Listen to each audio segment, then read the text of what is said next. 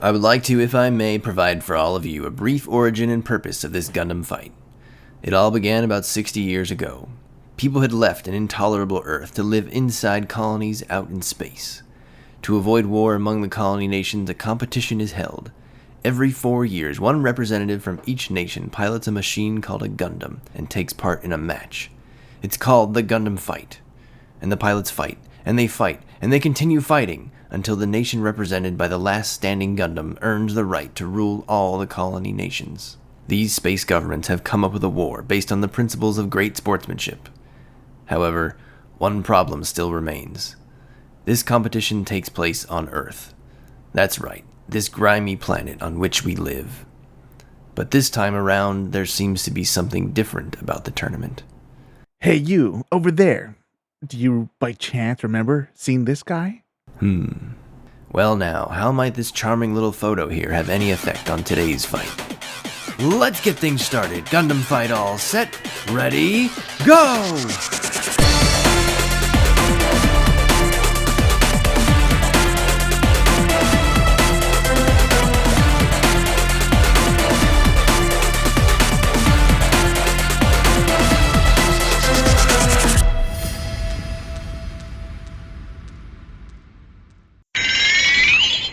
Listeners, just a quick heads up before we get this episode going that no matter what we tried, our connection during this recording just kept dropping repeatedly, time and again.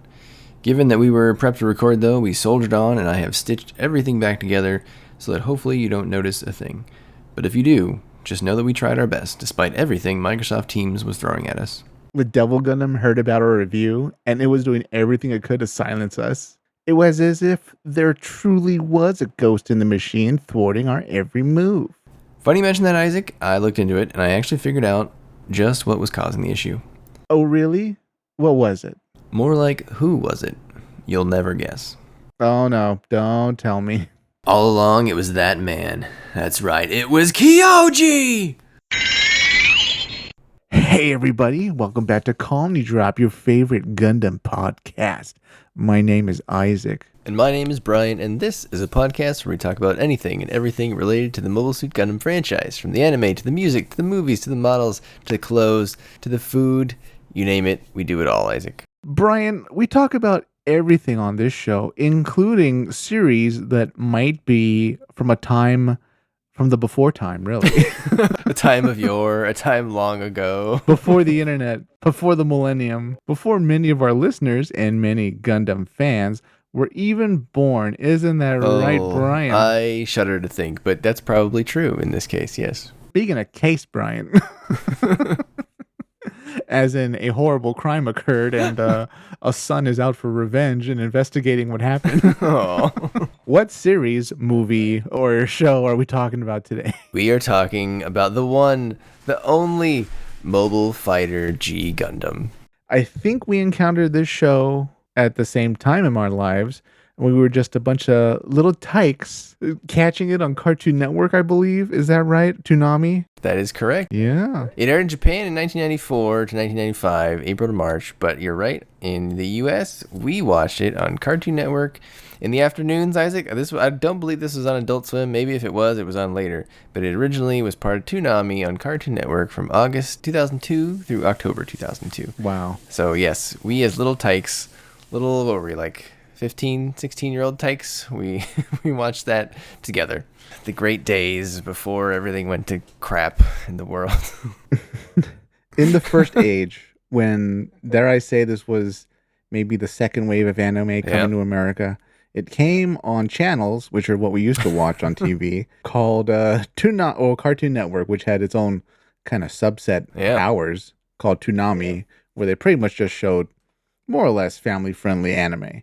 The Adult Swim was the more heavy stuff that came on at night with, more violence and stuff like that, more adult themes. But yeah, we first saw this on Toonami, and boy, was this show pretty, dare I say, maybe not the polar opposite. Actually, no, it might be the polar opposite of Gundam Wing, the other Gundam show on at the same time, more or less. So Gundam Wing came first, obviously, and then after that, they introduced all the UC shows. You had, First Gundam, and then you had 8th MS Team, and 0080 and 0083, and then I believe right after that, we had G Gundam. And I don't know, Isaac, it's a lot different. So if you went into it expecting more of the UC or more of Wing, you definitely got something different. And it's not necessarily bad different depending on your tastes. But I think if you're not familiar with Gundam, like the US person who's going to watch that, they probably expect something like the other Gundams, right? It was a bit of an odd duck, wasn't it, Brian, compared to the rest of the lineup. If you heard about all these great Gundam shows and there's wars and stuff, and it's great. There's intrigue, and then you put it on and you see like what's happening in almost any episode of G Gundam, you must think, my God, this show is not at all what people were saying it is. And then you were either very happy because it was a fun kind of campy show, very colorful, or you're disappointed because it lacked all the intrigue and grit that you kind of wanted in a space opera, war-torn battle story. This was very much a different type of anime, different type of Gundam for someone that maybe wanted to enjoy something that was a little bit more lighthearted and campy, which, if you're a fan of G Gundam, is not bad at all and right up your alley. But I, back then, was not a fan of G Gundam, Brian, and now I have to say, I'm still not a fan of G Gundam. Yeah, so listeners, if you listen to this podcast for a while, generally Isaac and I have pretty similar opinions. Not necessarily the same, but generally we skew towards the same conclusions, I would say, generally. Right. This might be the first time that our opinions probably head in, like, polar opposite directions. Yeah, I gave it a fair shot. And by the way, listeners, we're talking about only the first half of G Gundam. Sure. So who knows what happens in the last half? Anything could happen. Man, I went into it with an open mind. I was hoping the aged animation wouldn't work against it too well. And it has some good moments. But overall, I just did not enjoy the show, unfortunately. It was a bit of a slog. I was hoping to this time around to enjoy it more. I kind of feel like if this show got a bit of a facelift, it would be more enjoyable. But I didn't, as much as I wanted to, care for it as much this time around, unfortunately. Brian, when you viewed the first half of G Gundam, did you find this first half to be just as great as you liked it, or did like the nostalgia goggles get put on your face and you're like, oh my God, this is amazing, this is even better than I remember? I wouldn't say it was better than I remember. There's definitely things about it that I did not remember, so parts of it felt new again. It definitely felt older, I think, this time watching it. Yeah. You know, for context, I think everybody watches things on their nice new TVs, these days. When I watched this, Isaac, I watched it on a very small TV in my room, as a 14-year-old or whatever, however old we were. Of course. In very low resolution, whatever we had, 480 back then. So it definitely felt a little more dated because now I'm watching it on a 65-inch HD TV, which is not really what it was probably meant to be watched on. Even though I was watching the Blu-rays, Isaac. I bought the nice Blu-ray box set, which tells you how much I like this show. Blu-ray? What's that? Yeah. Which, by the way, I think you can only watch the dub on Blu-ray right now, or the high seas. Hang on. But like most people, I think they watch like on Crunchyroll. I believe Crunchyroll only has the sub, and I believe that's been constant for quite a long time now. I'm not sure if there's some sort of issue with the dub in terms of like licensing or something, but for whatever reason, they don't have the dub up there, which doesn't make sense to me. Yeah. I can't imagine they would have had to pay much more to get the dub, so there must be some sort of issue there. And then I think, every now and then they will put it up on Gundam Info. I don't think it's up right now, but I'm sure it's been up at some point. So if you want to watch the dub, which I think is great, did you watch the dub for this rewatch, Isaac? Brian. Should I have even asked that question? I watch a dub every chance I get. Sure.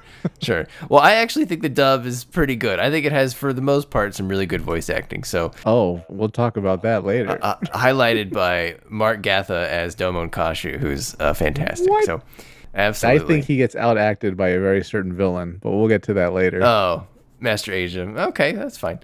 But yeah, so if you want to watch the dub, set sail to the high seas or get the official Blu-rays. The Blu-ray box set, Isaac, has a super nice, 100-page booklet in it. So I'll be reading that before we finish up part 2. And I'll let the listeners know what's in that book. But it's pretty cool. It's a huge book. It's very impressive, actually. Wow. Yeah. So I'm kind of excited about that. And then, the other context to keep in mind, Isaac, did you remember that this is the first alternate universe Gundam? Oh my God. No, I didn't know this was their first try. And boy, did they decide to like just swing the pendulum in the complete opposite direction all the way. Wow. Yes. And here we are. Yes, this was the first one. Yeah, I believe preceding this, it would have been Victory Gundam on TV. Wow. And then the last piece of context before we get into it, Isaac, we did watch the dub. Certain Gundam names were changed in the dub to be more kid-friendly or avoid certain political themes. So we will probably be either intentionally or accidentally swapping between names, and that's probably because Isaac and I really don't care.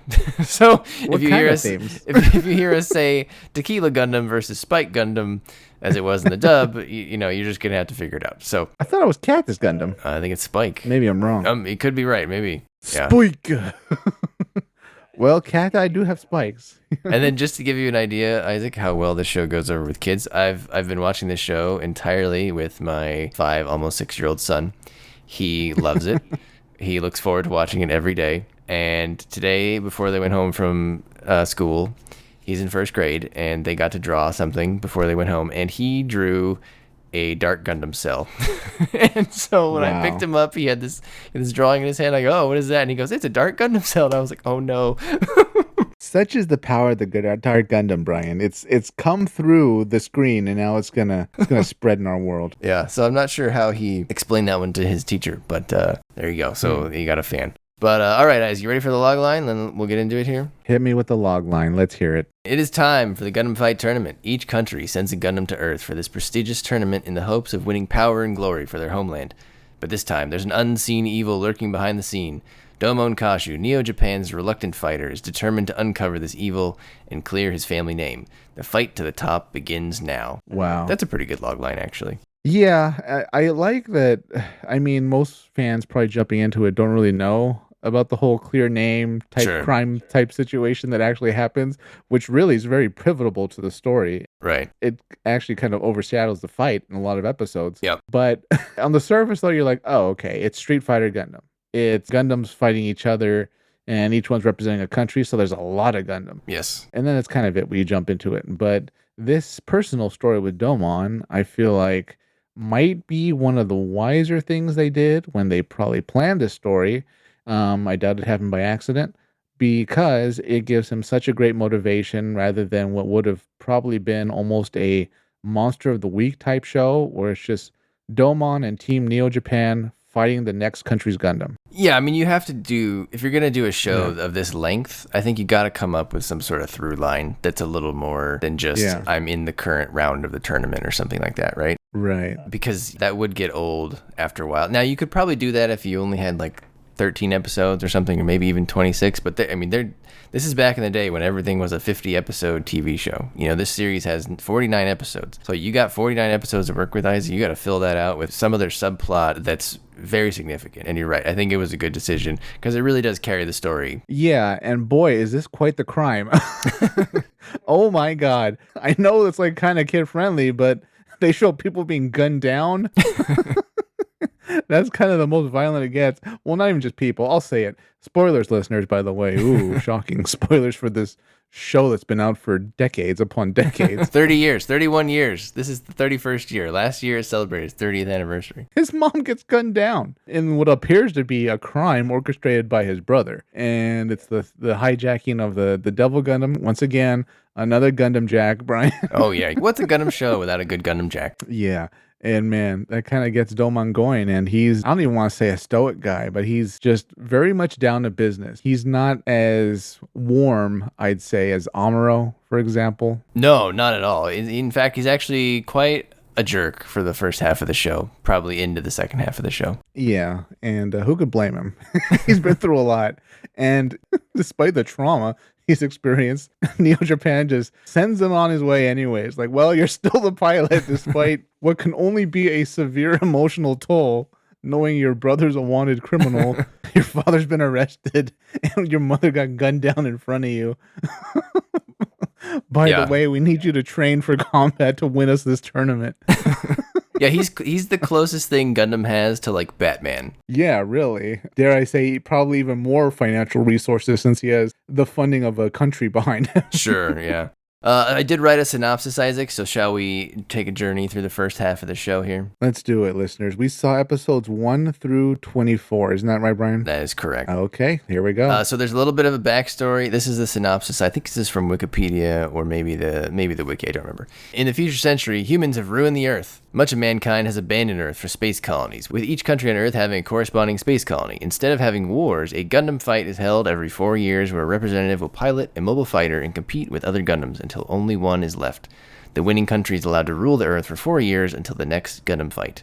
Dr. Kashu, the protagonist Domon Kashu's father, builds the experimental Ultimate Gundam, whose purpose is to restore the Earth. However, it is stolen by his son Kyoji Kashu, who escapes to Earth. As the 13th Gundam fight begins, his brother Domon is forced to become Neo Japan's Gundam fighter to free his father, who is arrested and sentenced to cryogenic sleep following these events. He must also defeat his brother Kyoji and destroy the Ultimate Gundam, which has now evolved into the monstrous Devil Gundam, or Dark Gundam in the dub. And Isaac, that's when we pick up our show. This is now the 13th Gundam fight. Apparently, this is 60 years in to the Gundam fight, which if you do that math, it doesn't work. So I have a comment on that later on. But if you think it's every 4 years, how do you get to 60 if it's only the 13th Gundam fight? Anyway. They had a brief war. Yeah, they did. Sort of. There was a little bit of an interlude, but Domon, our hero, our protagonist, he is the new King of Hearts, which is the champion of the colonies. He fights his way across the Earth, asking every foe he meets in the beginning of the show if they have seen Kyoji, his brother. And traveling with him is Rain Mikamura, who is basically like his Gundam mechanic / assistant / overall helper. And in the beginning of the show, Isaac, he meets a variety of friends and enemies. His enemies include Neo-Italy's Michelot Chariot, Neo-Britain's Gentle Chapman, Neo-Turkey's Sate Guzel, Neo-Egypt's Dahal Muhammad, Neo-France's Mirabeau. We meet his Shuffle Alliance allies, Chibity Crockett from Neo-America, George Dasson from Neo-France, Sai Saichi from Neo-China, Argo Golsky from Neo-Russia. And he has some other friends, Isaac, Neo-Mexico, Chico Rodriguez. What a perfect name for the Neo-Mexico fighter, Chico Rodriguez. Brian, it's so rare that I'm offended. And I'm not offended, actually. He was a pretty cool guy. I liked him. Chico, which, based on my Mexican knowledge, is slang for boy. I think is actually a pretty cool, typical standard name. It sounded like a cool name. I assume Chico might be a nickname, Sure. I don't know. I'm pretty sure everyone called Babe Ruth back in the day. Nobody called him by like his full name. Sure. Whatever that was. So I imagine it was much the same. It was George, by the way.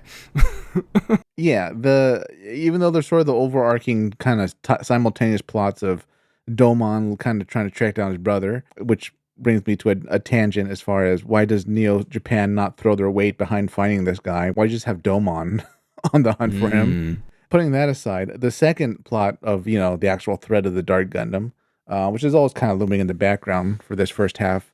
And then the sort of more episodic, no pun intended, Gundam of the Week fights. So yes. I think it's great that they took the time to really flesh out really each opponent Gundam that he would be meeting. Even if it's brief, you get a lot of interesting flavor with them. Yeah, you get a lot coming at you fast with all these different people. You basically get one of these guys per episode, and then their relationships they start to come back after a while, and so it starts to feel more like a cast of characters. And so after he meets these initial cast of characters, Isaac, then we get to this like sort of random few episode arc that I'm going to call the simulation arc, and that's where we see the Gundam Jack, where the leader of Neo Japan's military, Ulube Ishikawa, and Rain's dad, Dr. Mikamura, put Domon through a simulation of what happened when the Dark Gundam broke free, even though Domon wasn't really there. So that was kind of awkward, wasn't that? That was like a weird way of doing this. Yeah, I don't know. This whole show is kind of like that, where it's like, oh, this is happening. Mummies are real. A Dark Gundam needs an egg. Okay. Sure. Yeah, this show is more a super robot show, for those who know what that means. Gundam is traditionally a real robot show, meaning that it's somewhat grounded in somewhat real science. It has somewhat real rules. This show, though, is much more in the super robot genre, where the robots are powered by your anger and your resolve, much more than really anything else. The normal Gundam rules don't really apply in this show. As you said, Dahal Muhammad was a mummy brought back from the dead. Yeah. Speaking of rules, probably the most unique thing about this show, and I know the Gundams all kind of have their own flavors of their own country. But putting that aside, the control system. If you told me that the most unique thing really about these Gundams would be their control system, I wouldn't have believed you before I started watching the show, because every Gundam is controlled with the Mobile Fighter Trace system, right? Yes, the mobile trace system. Mobile Trace system. Yes. And oh my God, it's like, how does one describe this? Liquid latex that covers your body. Yeah, a sheet of liquid latex is passed over your body. It bonds to your body. After some struggle, it allows the Gundam to track your movements, and so you basically fight yourself, and then the Gundam copies your movements, and that's how you fight. So it's kind of like really complicated shadow boxing with a robot. Yeah, about that. Some people have much more difficulty than others. Like Saichi, he seems pretty okay each time he goes into it. But man, Sure. Domon, it's like he's fighting for his life when this thing covers him. It's just, he's so angsty. The noises he makes, oh my God. I understand they kind of did this because at the time, way back in the day, this was the era of the fighting games in arcades. And that meant the birth of Street Fighter, the birth of Mortal Kombat, all these, different fighting games were very popular at the time. So, of course, you're using a controller and the character is doing these punches and kicks. Well, for G Gundam, the pilot is doing these punches and kicks, and the Gundam is following along, doing them at the same time. So it's definitely a very unique but understandable at the time why they went with this for controlling it. I'm not sure how different this show would be if they were using sort of a standard cockpit. Oh, I don't think it'd be as exciting. I think the mobile Yeah. trace system is perfectly suited for this show. I thought it was great. I love it. I think you're right. I think it would take a lot away from the characters themselves. They'd almost get away with being less trained, Sure. in whatever Yes. martial arts they're representing for their culture or their country.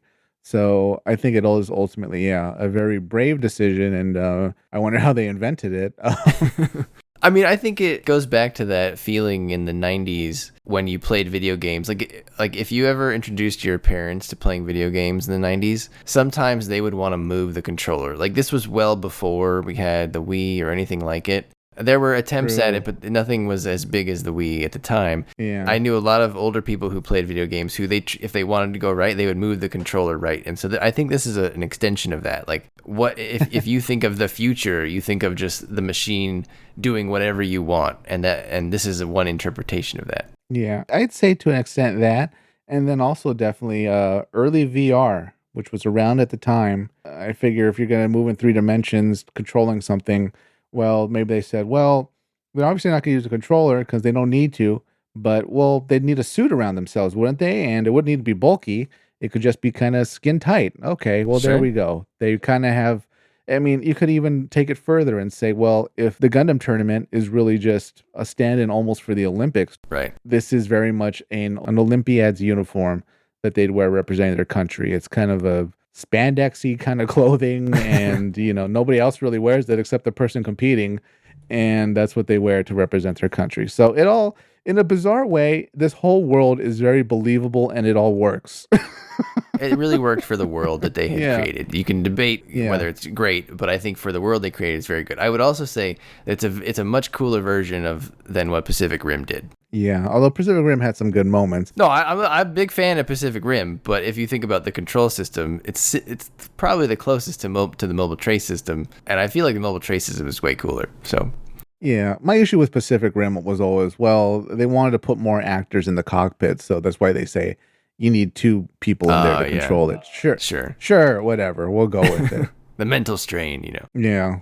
But Isaac, back to your comment about the Neo Japan, why are they not trying to find this guy? When they are in the simulation, the version of the events that we are shown has Domon's father, Dr. Kashu, and Kyoji, his brother, Kyoji Kashu, designing and building the ultimate Gundam to restore the Earth with its ability to self-multiply, self-recover, and self-evolve. But then the guards rush in, accusing them of treason with intent to destroy the colonies and conquer the Earth. Kyoji then admits that, yes, this is true. He does want to do that, and he fires on the guards with the Dark Gundam. The guards return fire, killing Kyoji and Domon's mother, as you mentioned, just gunning her down in a brutal fashion. Kyoji escapes to Earth with the Dark Gundam after wrecking some grunts led by a Lube in a mobile suit. and then Dr. Kashu is put into this cryosleep as punishment, as we heard earlier. Domon, though, he figures out that it's a simulation, or at least he always knew or something, and he destroys the fake Dark Gundam, and then he takes Rain back to Earth. So I think you hit on a key. You probably already figured out part of the plot, Isaac. So if you haven't seen the show, well, I think we're going to get more on that in the back half. It is a little odd about where Neo Japan's allegiance really lies in this story up to this point. And so once Domon goes back to Earth, then he starts to find the Dark Gundam, Isaac. We start to see the Dark Gundam. He starts encountering Dark Gundam cells inflicting Dahal Muhammad of Neo Egypt, Sate of Neo Turkey, and then he finds his master. We meet Master Asia, Domon's mentor, and I believe is he the person you're referring to who voice acts Mark Gatha as Domon Kashu? Yeah, I think so. Master Asia really kind of out of nowhere and very much as a surprise steals a lot of his episodes as the villain. I feel like definitely his scenes. He's got a great voice, great screen presence. I wasn't that much of a fan of Master Asia the first time, or the whole show really, but thoroughly enjoy whenever Master Asia's around, and definitely in the last half of this first half. Yeah, he was voiced by a gentleman named Dave Petit or Pettit. So Dave Pettit, okay. Dave Petit, you did a great job. I agree, Master Asia did a great job. I still think Mark Gatha did a great job as well as Domon, though, with all the screaming. It's very, very difficult to make Super Robot yell attacks sound good in English, and I think Mark Gatha did a great job of that. So wow. Hats off to all the people in this show. Yeah. And so Domon finds Master Asia holding out the Dark Gundam in Tokyo, and he joins Master Asia. He's thinking, I'll just join Master, help him fight off these Dark Gundam henchmen, only to then have his friends, his Shuffle Alliance friends, turned against him via DG cell infection. But then Isaac, he eventually finds out that Master himself is on the side of the Dark Gundam, but not even necessarily under the Dark Gundam's control. He doesn't have any DG cells. He's just there of his own free will. So this is like a big loss for Domon. His mentor I think he was training for like 7 years or something like that, all of a sudden has turned completely evil. I know you like the bad guys, Isaac, so Master Asia must have really done it for you. Yeah, he was pretty great. And man, now that I take into account that Master Asia, his former like sensei, mentor, has turned on him. It just gets worse for Domon. Domon, he's got like a heart of iron to be going through all these life changes at the same time. Oh my God. I'm surprised he didn't just... Yeah, Neo Japan doesn't have a psychology team that just said, look, you can't put an athlete through like this many things and then expect things to go well in battle. Like, we have to swap him out for another athlete. There has to be a different pilot. Too much of a hardship. But here we are. Yeah.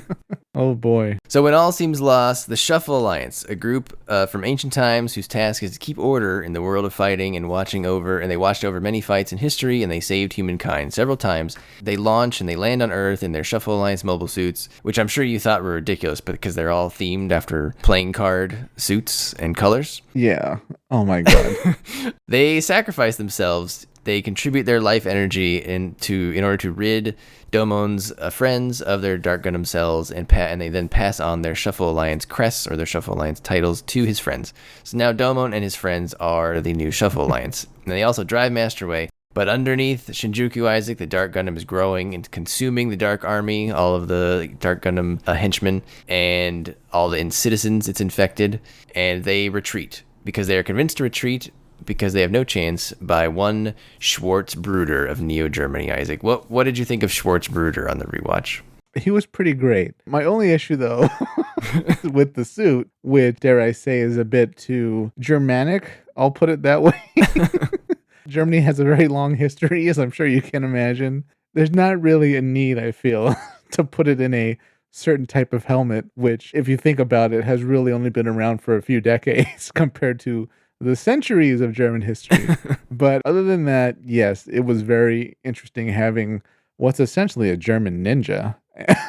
Yes. And last I checked, ninjutsu wasn't part of Germany's culture, but here we are. Could be a dead giveaway that perhaps he is not who he says to be. I don't know. He is a masked figure. But he's in German colors. Why would he lie? That's right. So as we will see, so he has them retreat, and they all end up going to a place called the Guyana Highlands, and that is where Domon was trained by Master Asia for years. And while there, Domon tries to focus on activating his Gundam's what's called super mode, basically at will or whenever he wants, because right now he can activate it, but it's really during a time of great anger. And so Schwartz gives him this rusty sword and says, you know, in order to figure this out, you're going to have to figure out how to cut something with this rusty sword, because Schwartz can cut something with it, but Domon can't. And Isaac, this is when I made the Spaceballs joke in my head that Schwartz gave him his Schwartz. Of course. And I thought it was brilliant. So use the Schwartz. Oh, Spaceballs, by the way, listener, is also from back in the day. That's even older than this show, I believe. Yeah. Well. So this was a training arc, basically, in the Guyana Highlands. It was very reminiscent of, to me, for people who've watched the also very old show called Saint Seiya at this point. I felt it was very similar to Saint Seiya. So with Schwartz's help, Domon does learn how to let go of his anger and achieve a serene state of mind, allowing him to use the sword to cut things. But now they're out of time, and they have to get to the finals, Isaac, in Neo Hong Kong, but the Dark Army is surrounding them. Schwartz floods the Guyana Highlands, allowing Domon's friends to escape, but Domon stays behind to face Master and the Dark Gundam. And at this point, Neo Japan is monitoring everything from space, in which case you might say, wow, they should have helped him a little sooner, or sent more forces to help this poor man who is alone fighting the Dark Gundam and probably the most powerful fighter in the world. And they believe that his Gundam is going to be no match for the Dark Gundam, so they dispatch something called the Burning Gundam in a pod. That's a great mid-season upgrade where someone dispatches a pod, Isaac, and someone has to go get it. I love that. I mean, you may not have liked the show, but you got to have at least like a good mid-season pod dispatch upgrade, right? Of course, yes. Got to upgrade the Gundam. And so Domon, in his panic, he forgets his serene state of mind at first, but Schwartz then takes what seems like a mortal blow from Master in order to save Domon. And during this mortal blow, it does appear that perhaps Schwartz is not actually from Germany, Isaac. Who does Schwartz appear to be? Could he possibly be the man he was looking for? Oh, it does appear that he is also Kyoji. So we've seen an evil God. Kyoji standing on the Dark Gundam, but Schwartz also appears to be Kyoji. When my son watched this, he was super confused. He was like, Dad, how can Kyoji be in two different places? How? I said, he'll just have to keep watching. But wait, his name is Schwartz. but his name was a Germanic name. We just saw him. Domon recovers his serene state of mind to activate the true super mode. He punches out Master, destroys the Dark Gundam with his ultimate attack, the super mode Shining Finger. Master Asia's hair turns white, which is interesting. Schwartz's mask falls off to reveal that, yes, he is Kyoji. And Master, though, he comes back, he attacks again, and he destroys the Shining Gundam, but is protected by Domon long enough for him to activate the Burning Gundam, and then with the help of Rain, who remotely transferred all of Shining's data into the Burning Gundam by etching her feelings onto the Burning Gundam. Domon then wrecks Master and basically burns him alive, which was kind of gruesome. Then he flies away off to Neo Hong Kong for the finals. On the way into Neo Hong Kong, he is badgered in the air by 4 mysterious Gundams, which we do not know of anything yet about. Who could they be? And that is where episode 24 ends. We have entered the finals, which basically still has pretty much everyone from the normal fights. So I don't feel like not a lot of people lost during the year of fighting that preceded this, but to Domon's credit, though, he has been beating enemy Gundams. He has a pretty good record at this point. He has not really lost. As you mentioned, he is a pretty big jerk, though. And you're right, he has gone through a lot. I gotta say, one of my biggest takeaways, which I didn't realize on the first watch, but I did realize on the second watch, was how much of a jerk he was during the first half, at least, especially to Rain. I feel during the first half of the show, Domon does not deserve Rain whatsoever, and Rain is just God's gift to Domon. Did you feel that way too? Pretty much. But I mean, she is an employee of the Neo Japan government, paid to be there. She's just doing her job? Is that what you're saying? I mean, look, these hot-headed pilot athletes, they're the way they are, She's just, she's got her research and her job. She's going to do it. Here she is, punching in the clock. Yeah, I just feel like he's such a jerk. Like, he sucker punches Chibity.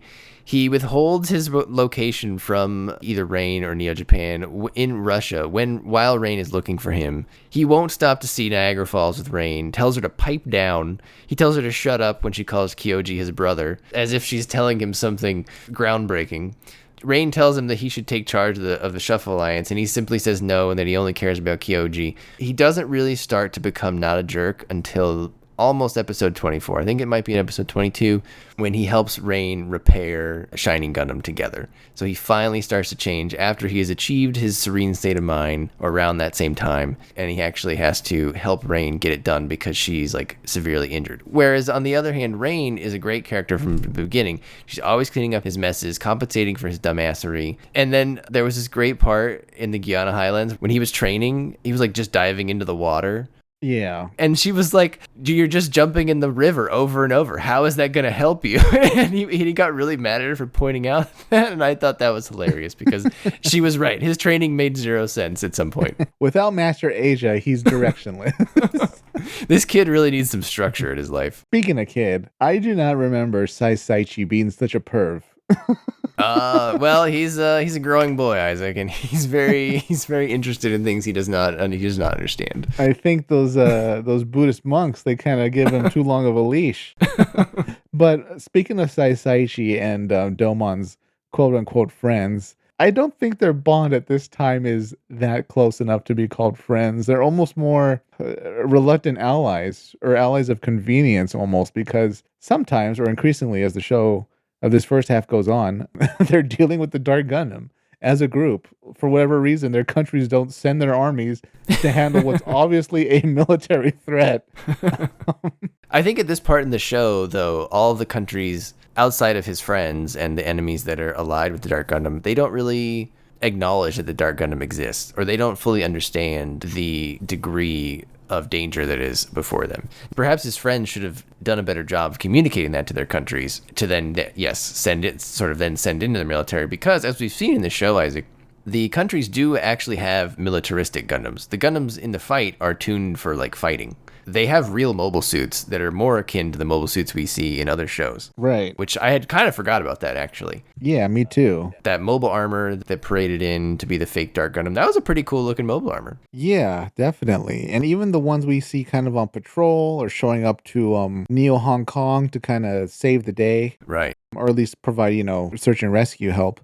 For the animators, the designers that were designing something that didn't look like almost a caricature of like a country, this was really their time to shine, and they look pretty great, I think, for the brief moments we see them. They're very well designed, military, hard-edge looking mobile suits. I would say they're actually better than some of the more recent designs we've gotten as stand-ins. I believe they have weird names. I believe like the more Federation one, I'll call it. I believe that one's called the Nobushi. And then the more Zeonic Zaku / Gelgoog looking one is called the Bushi. And then I believe that mobile armor was called the Phantoma. But those are all, they very much look like Gundam X, Gundam Wing sort of UC-ish designs to me. They would be at home in Gundam X, I think. Yeah, they'd absolutely fit in other settings. So I thought that was always cool when I got to see them. Brian, what did you think of the Shuffle Alliance? So I actually think that while their suits look a little goofy, sure, there are certain ones are better than the others. I love the Shuffle Alliance. I wish they were in it for longer. They're basically in it for like 1.5 episodes. Okay. And I thought that was one of the best parts of the first half of the show was when they landed, because that was a real suspenseful moment of like, who the hell are these people? Like, where did they come from? And you could tell that they were linked with Master, so you knew they were on his level, that type of thing. And the reason I could tell this was successful is because my son, he loved that part. He was so excited to find out who the Shuffle Alliance were. Because if you remember when they landed, I believe that was the end of an episode. So it was kind of like a cliffhanger of like, what just happened? What just came from space? What is this?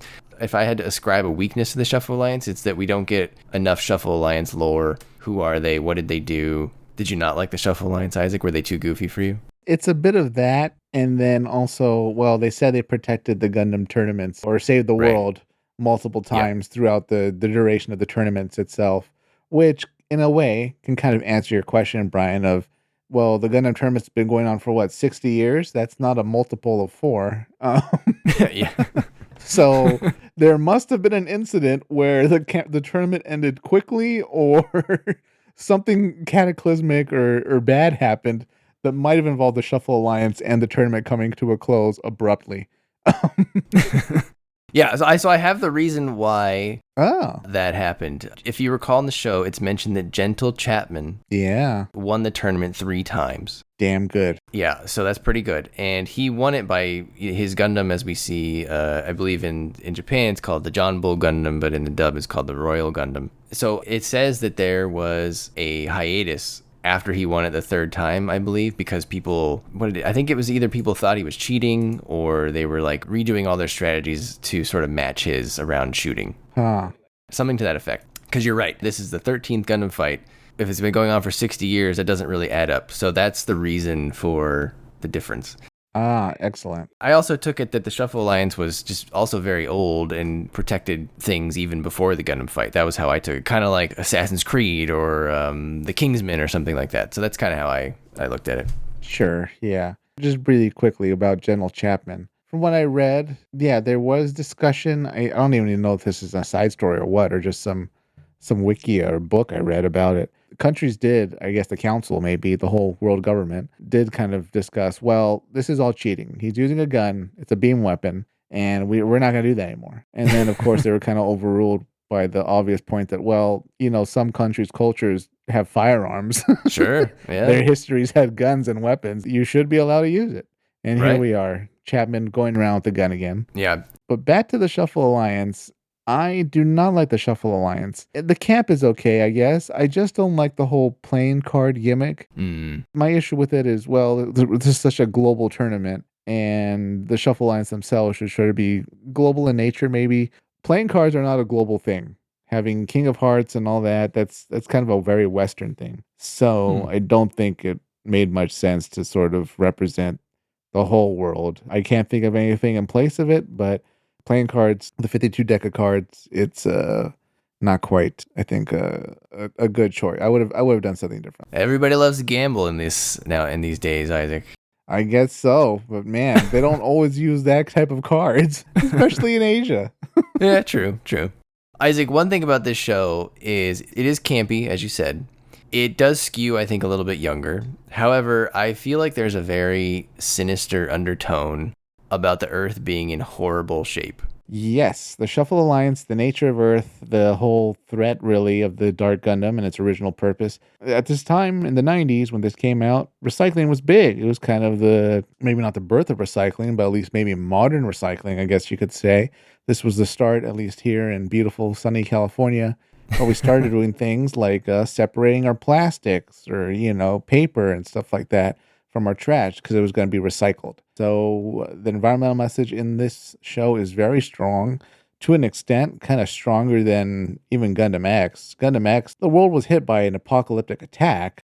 It wasn't so much polluted beyond all reckoning. Here, though, Yes. man, there's been wars, but also the planet was largely polluted beyond repair, which is why the countries, their elite and their governments went to space and left behind everybody. Yeah, I mean, it's quite bleak, actually, Isaac. The Yeah. narrator calls Earth the grimy planet on which we live. That's like right off the bat, like in episode 1. Yeah. The Shaolin Temple is crumbling. Kyoto's in shambles. Like you said, the Earth is polluted. In the episode with Chico Rodriguez, your buddy, they state that Earth's oceans are dead to the extent that fishermen can't work anymore due to corporate overfishing. Oh my God. Big Ben is leaning. London is in ruins. Yet, what I thought was funny, all of the Egyptian relics are untouched. All the pyramids still look the same.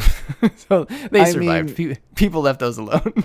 They've been around for like 4,000 years. They're going to be around for another 4,000 years. But yeah, you'd think, especially seeing Paris, that Neil France's government would save the Eiffel Tower, right? The icon of Paris, the icon of French identity. But no, they let that thing fall over. It very much says a lot about how, I guess, the storytellers were going to depict the elites and the governments as very keen to save themselves, and in space kind of make just copies of what they had on Earth, almost blown out of proportion. But on Earth itself, the true original countries would just be left to just sort of rot. I guess there might be some resource extraction still going on. We don't really see much of it, but Everybody left behind on Earth seems like they're just sort of barely eking out some type of poor existence. Exactly. And to your point about them moving to space and with everything sort of blown out of proportion, they do say, I think in the first episode, the inspectors who Domon's talking to in Neo Spain, they say that Earth is nothing more than a playground and that the ones left behind on Earth are the forsaken humans. Whereas everyone up in space is living large. What do you think about how the colonies look, Isaac? Like, America is a big Statue of Liberty. China has a giant round wall. Japan is shaped like real Japan. Mexico perhaps is the most goofy, looking like a giant sombrero with cacti. I wish I saw every country's colony. Man, they almost have more personality than the Gundams themselves. It would have been great to see what every colony looks like. It's also kind of interesting that at this point, all the countries, well, to a greater or lesser extent, seem somewhat equal in terms of power and colony size. No one's really like dwarfing the other colonies, right? There's some countries that have Gundams that clearly have done great in the past, but this tournament's only been going on for 60 years. It looks like everyone's approaching it as well. We kind of all have a fair chance. And I thought that was pretty interesting. Right. I kind of agree with that. But then what's your headcanon for why Neo Hong Kong is in such better shape than everyone else on Earth? Yeah. So about that, my kind of approach is, that was puzzling to me actually, because they almost seem like they decided not to go into space. They also, like you just pointed out, refer to Neo Hong Kong as the actual city, Hong Kong. So I'm a little puzzled by that myself. I wonder if it's like an Akira situation where it's like, well, we had Tokyo and then there was a massive war and a nuclear explosion. But on top of it, we built Neo Tokyo. And from now on, we just call it Neo Tokyo. Interesting. Yeah, I guess I didn't even think about them not going to space. I just assumed they did. But you're right. I don't remember them showing us their colony or anything. Yeah, they just said we're going to Neo Hong Kong, and then the next thing we see is maybe the nicest city in the show. Oh, absolutely. And that's what I was wondering. Is this like an Olympics thing where everyone pumps up their city when they host it or when they win type of thing? Well, maybe you're right. They put all the funding back into their home city. Right. But man, if the other countries like General Chapman won in the past, they didn't put a penny into their capitals on Earth. Yeah, they drained the bank right after he lost, I guess. Yeah, they're like, we're putting it all into space. Don't you dare look at that city. Another thing kind of related to the hardships in this show is, so in the Neo Mexico episode with Chico again, was it his sister or his wife, Gina Rodriguez? His sister. His sister.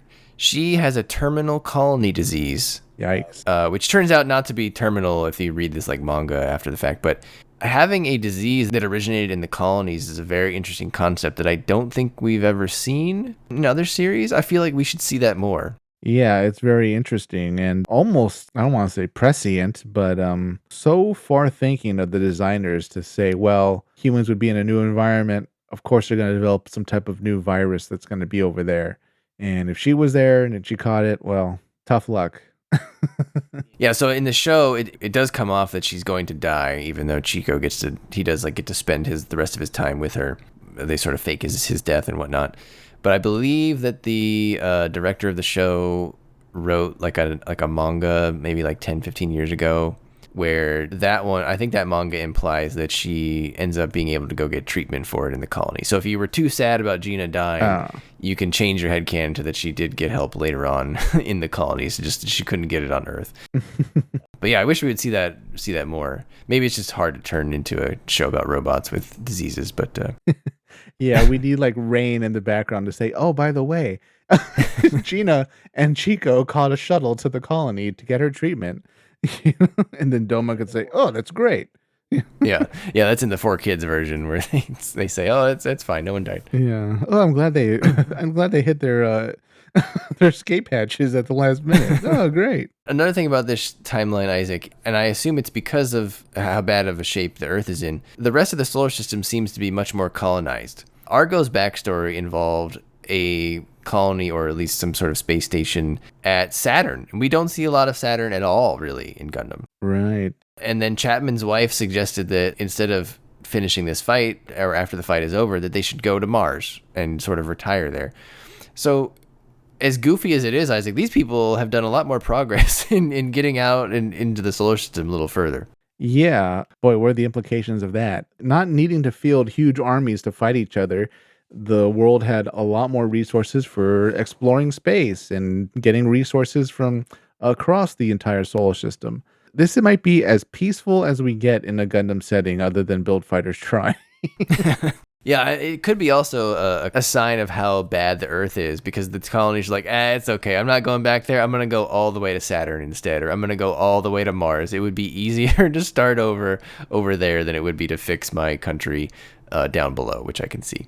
Yeah, and Argo had to like go that far to escape the watchful eye of the law. Actually, no, but he didn't actually escape the law because they had like a police ship over there that caught him, right? Yeah, he was being they caught him. They caught him. Chased by the Russian space police. Oh my god. Two things on Argo, Isaac. One thing that I immediately thought of you when I saw Argo. What? Not because of Argo, but because of your love of Shimagaraho from 083 and how much Natasha Zabigov, who is who's Argo's like handler or like warden, almost like social work. Yeah, warden's probably the best thing. Their designs are very close. She clearly took designs from Shimagaraho. Do you agree with that? They have very different hair. I think Shima might be shorter, but yes, I wouldn't be surprised if they went to the same like academy or something. Shima's definitely way more laid back though. And then, as you said, he was captured. Don't you think they should take him out of those cuffs sometimes? Like, even in times of peril, she's still got the cuffs on him. Maybe they both just really like the cuffs, you know? Brian, this is a man that killed a woman in cold blood in the cold vacuum of space. That's the kind of person he is. We can't trust him in air. I think there was the other alternative explanation in that episode, but... lies. All lies. All lies. He's a stone cold killer. Stone cold. My God. Keep staying on Russia for a moment. Their plan in the Argo episode to spread misinformation about a fight, apprehend the fighters who come to fight them, and then putting them to work is like still very on brand for Russia in 2025. Yes, it is. Man, the more things change, the more they stay the same. Because, Oh my God, only Russia would have such a brutal, cruel plan. It's depressingly accurate. I can't think of any other kind. Well, we never meet like North Korea.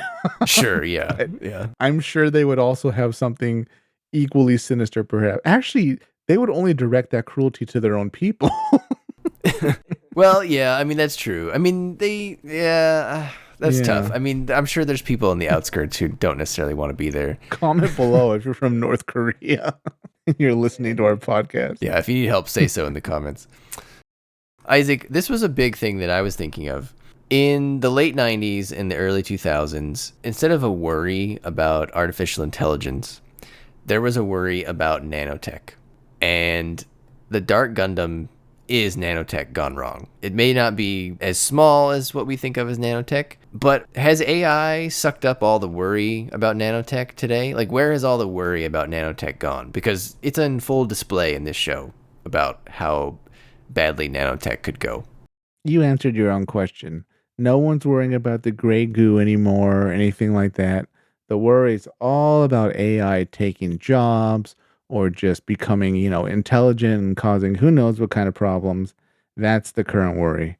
Nothing about the threat of some type of self-replicating, Stargate-esque Dark Gundam cell that would spread all across the planet like an insanely powerful moss or mildew or mold. So is that what's going to happen? Is AI going to take advantage of us lowering our guard on nanotech, and then it's gonna absorb all of our nanotech sci-fi dystopias, and then be like, that's a great idea to beat these people, and it's just gonna launch into full nanotech self-replication mode, and that's how it's gonna kill us after it takes all of our jobs. If AI was smart, it would throw a weapon that we've never seen coming, right, or experience with, and that would be a cartoon type replicating cell. Could you imagine if the Dark Gundam really destroyed the world? That'd be terrible. I'm pretty sure that's the plot of one of the Gundam games. Where it is, yeah. Yeah, I forgot, but yeah, you know the one I'm talking about, where the characters know that they're characters in Gundam, but they also know that the Dark Gundam's bad, and it's threatening to like leave the video game and go into the Right. world or something. So it's up to all the pilots to stop the Dark Gundam. I am terrified of nanotech. I think that's still a big concern. And we watched this show in high school, and also during high school, I was on the debate team. Isaac, do you remember that? And I sure do. one of the topics in the years that we were in school was weapons of mass destruction, and nanotech Oh. was deemed to be a weapon of mass destruction. And so I was debating about nanotech while watching G Gundam, and I just thought that was the coolest thing. I was like, look, it's relevant. It's in my show, and there you go. You put the PowerPoint up, you put your slides, you had your laser pointer, you're like, clearly Yep. you can see here the threat posed by the DG cells is greater than anything that could happen from a nuclear war. Yep, that's right. That's right. Man, what do you think of what is clearly the main threat of the show, the Dark Gundam itself, being maybe the only villain in Gundam that doesn't talk? Yes. Yeah, Kyoji really hasn't talked up to this point, and the Dark Gundam just kind of screams or sort of roars. Yeah. Looks menacingly. Yeah, it's very imposing. It's very menacing. It just looks malicious. It looks evil. I think what's interesting about it too is that it really hasn't done much itself yet. Right. Because it's not really necessarily like a combat suit up front. It's terrifying in the effects that it causes rather than being like an anti-domon. Because you already have that in Master Asia, right? You don't need another combatant real bad guy at this point in the show. Sure. So it's just this like malevolent presence, and I think it's pretty cool. I mean, you can clearly tell when he defeats it in the Guiana Highlands that that's not going to be the end of the Dark Gundam. So I like that it has this can never be killed aspect to it. Yeah, I'd say that this is, to my knowledge, kind of the only Gundam series where the main threat is very abstract. The only things in fiction that pop out to me that I can kind of relate it to would be in the Terminator series, Skynet. Dark Gundam is very much a Skynet, where, I mean, at least the Dark Gundam we can see, nobody sees Skynet in the shows or in the movie, the Terminator movies. But it's just sort of this background AI threat that's kind of bigger than any one person, but it's the enemy, but it's not going to exactly give you like an evil speech. Right. Or Sauron from Lord of the Rings. Sure. We never really see Sauron except for 10 seconds in the opening of the Lord of the Rings movies. But other than that, it's just sort of this background threat that's kind of running things, but the main characters almost never really interact with it. The evil's too many layers above the heroes to actually do much interacting with them. It's always sending out a general or some goons to fight for them. So yeah, I think that's very interesting that they went with this angle for what's a very campy show, and at times gets pretty grotesque with all these dark army zombified formerly human beings that look just disgustingly covered in these DG cells, and they're like nightmare fuel, and they're like trapped in their cockpits, and then they get absorbed by like the Gundam egg, the Dark Gundam egg. It's all it goes, campy to like body horror very quickly. Yeah, what do you think about the Dark Army designs? They're very creepy. They are mono eyes taken to the extreme.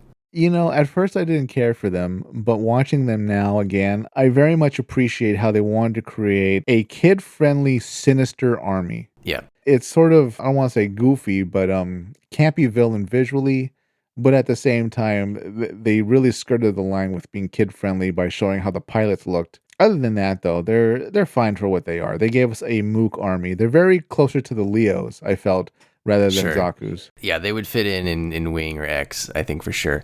I like them. I think it has simple shapes, because I think that was kind of the style around then for some reason. Similar to kind of like Victory Gundam, very roundish shapes. Yeah. The normal ones are pretty simple looking.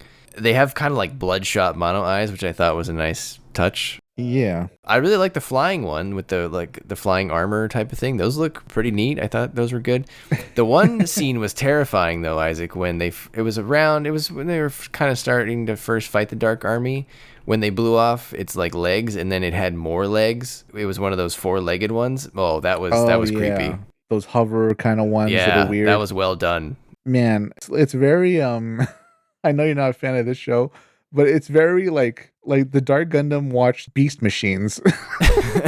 When Megatron was like, when Megatron was running Cybertron, and the Dark Gundam was like, well, okay, I need infantry, I need flying guys, and then once in a while I need spider guys.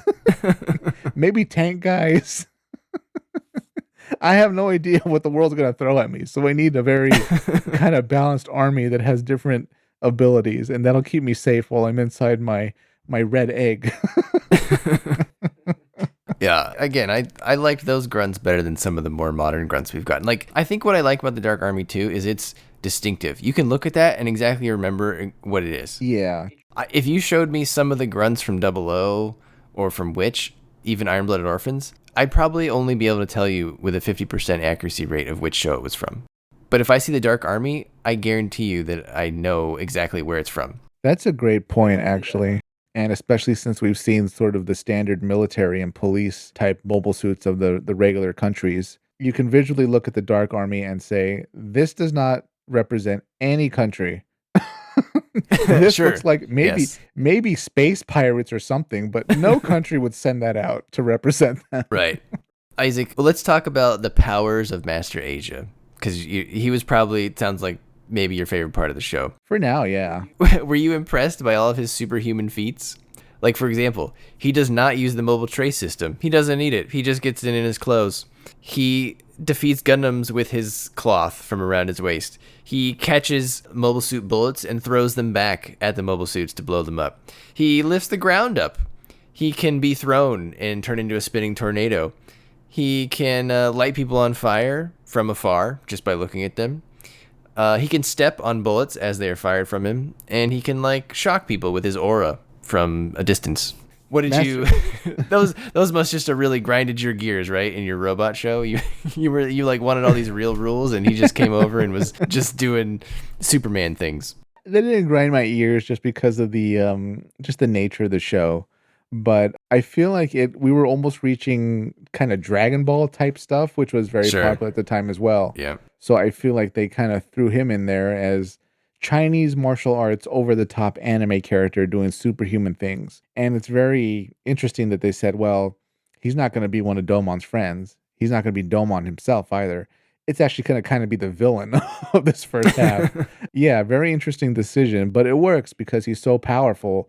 You know, sometimes he can just completely school Domon's little gang of convenient allies. He slaps them around. And, you know, giving your power to the villain and really nothing supernatural to your hero is a bold choice, but it makes it that much greater for Domon and friends to overcome someone that can pretty much beat them, you know, with one hand behind his back using just a cloth. So very, very interesting, very cool choice to take in that direction. Yeah, I liked Master Asia. I thought he was a great villain. He definitely, as you said, gives Domon something to aspire to. And Domon starts to kind of, you know, approach his level, maybe not necessarily hand to hand, but he does really beat the crap out of him in that last battle with Burning Gundam. And perhaps Burning Gundam is just that much better. And really, he beats him up with Shining Gundam, too. He just punches him like a million times once he's in the true super mode or whatever. That was a good moment when Domon achieved his serene state of mind. That was another highlight for me. The final fight with Master, where he loses Shining Gundam and Burning is gained. So yeah, it was great. Isaac, one thing about this show is that Domon already got his upgrade from the Shining Gundam to the Burning Gundam in episode 24. His other friends, spoilers, do not get an upgrade.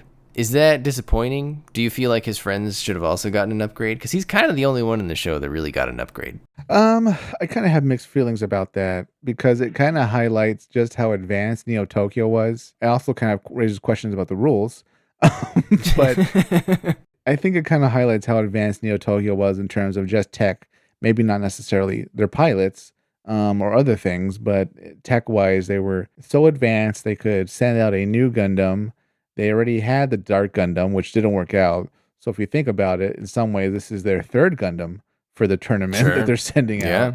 As for the other countries, it's totally believable that just like with the General Chapman situation, getting really good at a gun, some countries would just sort of not even think, oh, maybe we should have multiple Gundams kind of in the works.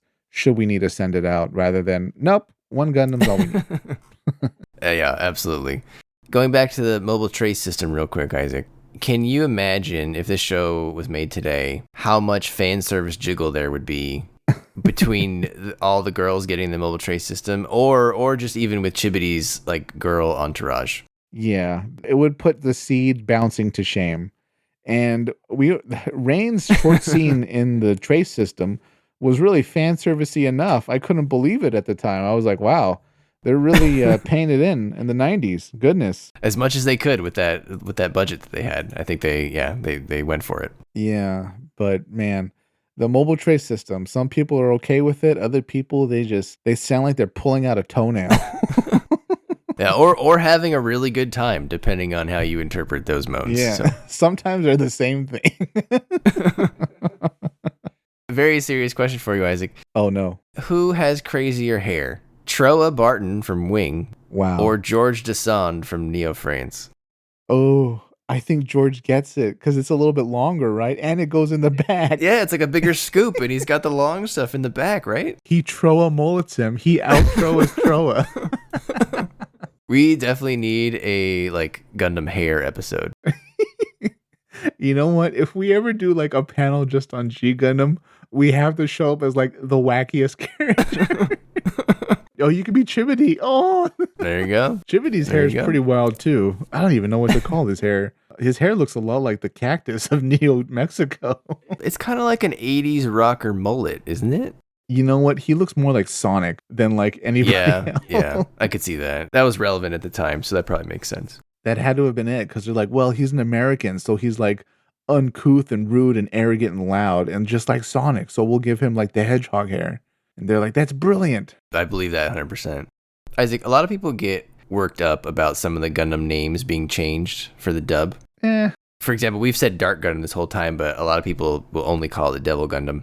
When this was coming out, a lot of shows were having lots of changes made to them, particularly One Piece was around this time, and 4Kids just absolutely destroyed One Piece in terms of the dub.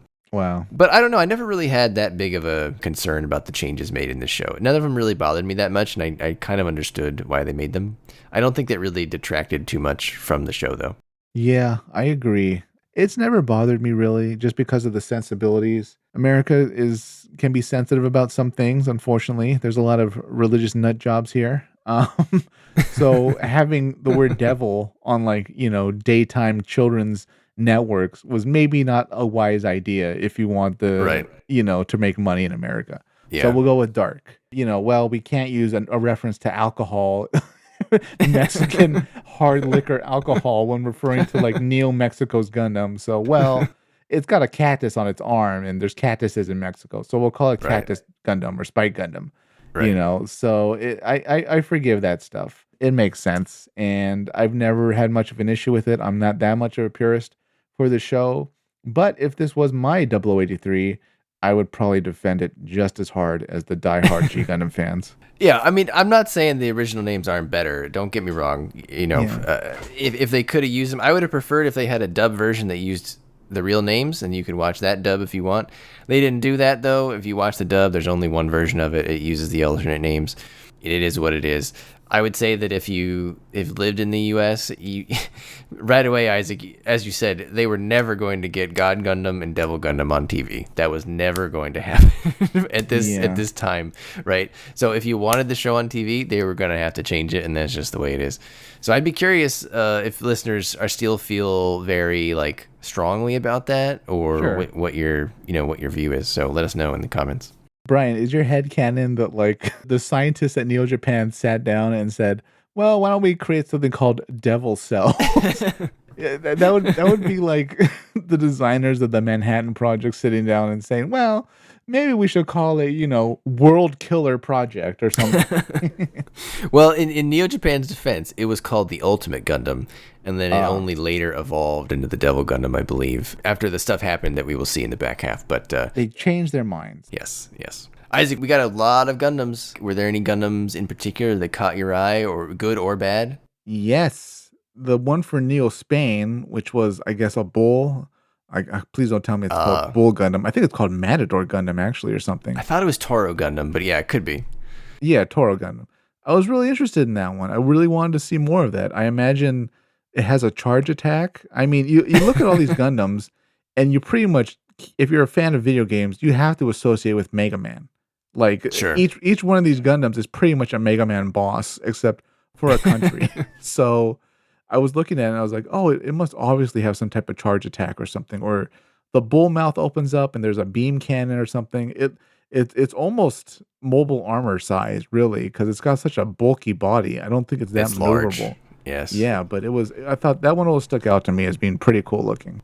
I actually think most of the non-main Gundams are better looking than the hero Gundams in this show. Outside of Burning Gundam, I think Burning Gundam looks great, and Spiegel Gundam or Shadow Gundam for Schwarzbruder, I think that's a really cool design. But like Bolt Gundam, Dragon Gundam, Gundam Maxter, and Gundam Rose, I'm not super big on those. I think out of those four, Gundam Rose is probably the best one. Yeah. But like, I think some of the best are Scimitar Gundam. Yeah. Gentle Chapman's Gundam, Royal Very Gundam, cool. or John Bull. I think that's very thematically appropriate. The Pharaoh Gundams were really neat. I thought those were really good. That was great, yeah. Even the Lumberjack Gundam or Grizzly Gundam for Neo Canada, I thought that was a good one. Yeah. So I actually skew towards the sort of non-friendly Gundams in this show. And Master Gundam is a great design. Like I said, when that showed up, my son was like all about it. He loves Master Gundam. He does Darkness Finger when we like wrestle and stuff all the time. So love all the evil designs in the show. Shuffle Alliance, again, like we said, those were a little wonky. I really like the Jester one though. I thought that was a cool one. Here's a question for you, Isaac. What do you think Master Asia's Shuffle Gundam would have looked like? Because he doesn't like, we don't get like a King of Hearts Gundam, but all the other ones have a playing card one. What's your headcanon there? Did he lose it? Does he just not have one or what? I think he just kind of retired it. He doesn't need it. He's got the Master. And then before that, he had like Kowloon Gundam, right? Right, yeah. If you leave the organization to protect the world, you no longer pilot their mobile suit. Sure. Yeah. But while we're on the topic of the Gundams, though, I don't feel that either of Gudomon's Gundams were that Japanese looking, you know? Oh, really? I think Burning Gundam looks pretty Japanese. It looks like a Japanese mecha, but like it doesn't to me scream like, oh, this represents the nation of Japan in the future.